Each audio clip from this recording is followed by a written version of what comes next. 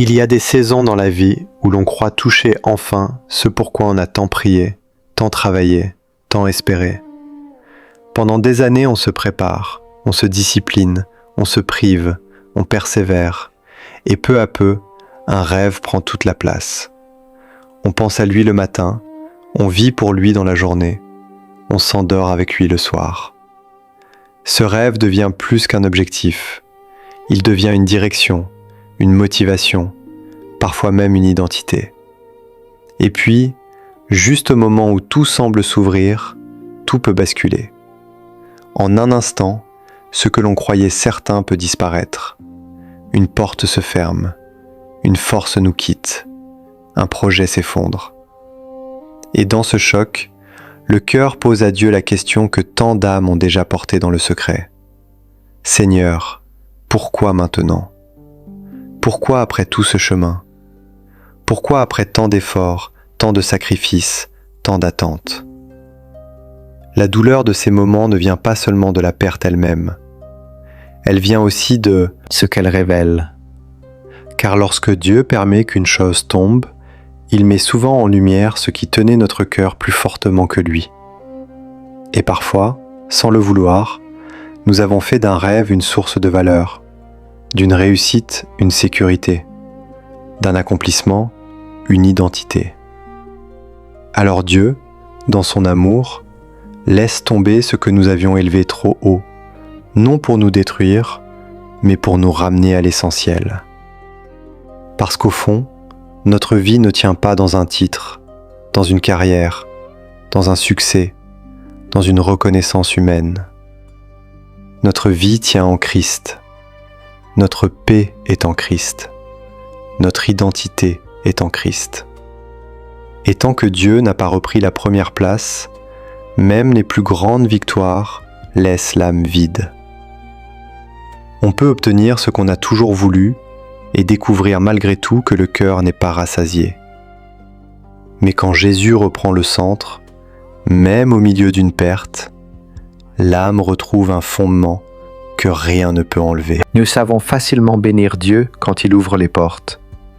Nous savons le louer quand il répond comme nous l'espérions. Nous savons rendre grâce quand les circonstances nous sourient. Mais la vraie foi ne se mesure pas seulement dans les saisons de faveur. Elle se révèle dans les saisons de rupture. Elle se voit quand Dieu dit non. Elle se voit quand le ciel ne suit pas notre scénario. Elle se voit quand nous ne comprenons pas, mais que nous décidons quand même de rester attachés au Seigneur. C'est là que la foi devient mature. C'est là qu'elle cesse d'être seulement une émotion pour devenir une conviction.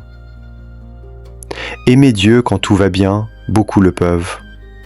Mais continuer à lui faire confiance quand un rêve meurt, quand un chemin se ferme, quand une blessure bouleverse toute une vie, voilà ce qui révèle une foi enracinée. Voilà ce qui montre que Christ n'est pas juste une aide dans nos projets, mais le Seigneur de toute notre existence. Et souvent, dans ces vallées que nous n'aurions jamais choisies, Dieu accomplit des choses que nous n'aurions jamais imaginées.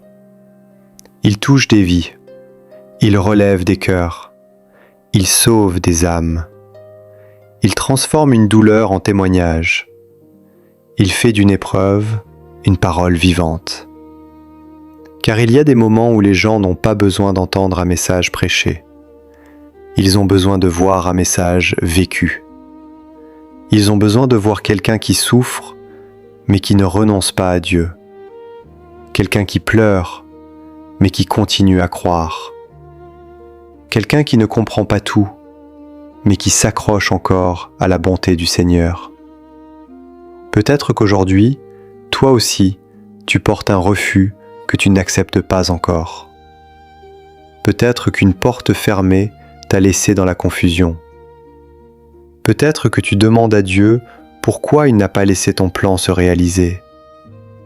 Mais écoute bien ceci. Le non de Dieu n'est pas l'absence de son amour. Le silence de Dieu n'est pas l'abandon. Et sa redirection n'est jamais une erreur. Le Seigneur voit ce que tu ne vois pas. Il connaît la fin depuis le commencement.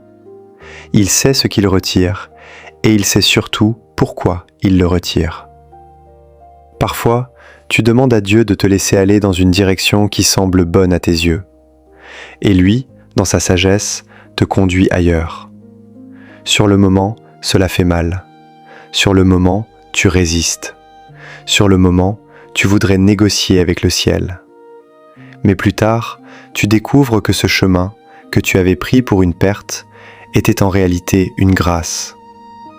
Car Dieu n'a pas seulement un plan pour ton confort, il a un plan pour ta sanctification, pour ton témoignage, pour sa gloire. Alors, retiens ceci, reste fidèle, reste humble, reste attaché à Christ. Ne laisse pas l'épreuve voler ce que Dieu a commencé en toi. Ne laisse pas la déception étouffer ton premier amour. N'oublie pas pourquoi tu as commencé à marcher avec Jésus. N'oublie pas ce qu'il a déjà fait pour toi.